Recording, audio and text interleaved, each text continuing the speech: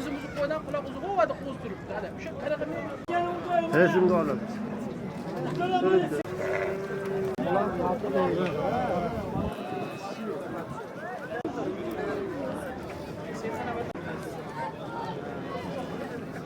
Namanganda zoddor hayvonlar va parrandalar xalqaro ko'rgazmasi o'z ishini boshladi. 3-bor o'tkazilayotgan ushbu ko'rgazmada nafaqat O'zbekiston, balki qo'shni Qirg'iziston va Tojikistondan ham ishtirokchilar qatnashmoqda.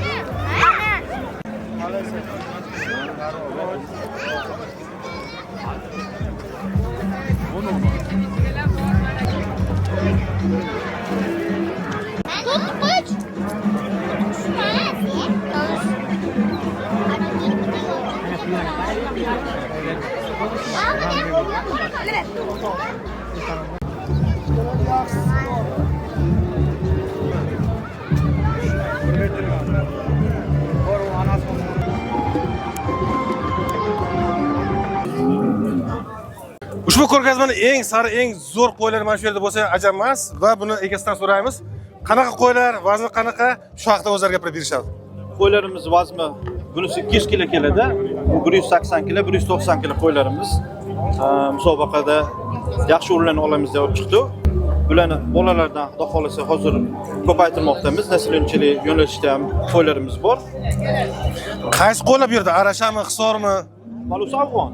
Bunisi Arashan, bunisi hisori. Hammasidan yakka-yakka olib chiqdi.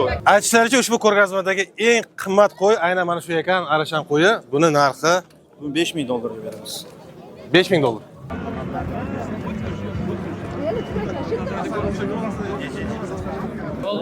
O'zini zo'rmi?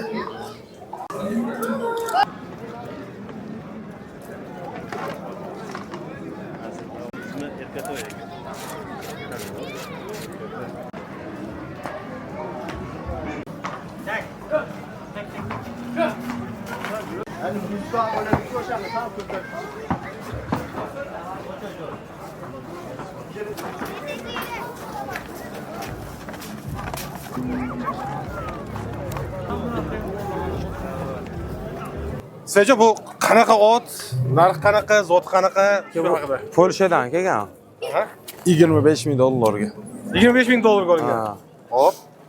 Hozir 70000 ga bermaganmiz buni. $70000 ga sotmayapsiz. Ha, sotmayotgan. Bu loqcha otmi endi? Ha, loqcha otaga.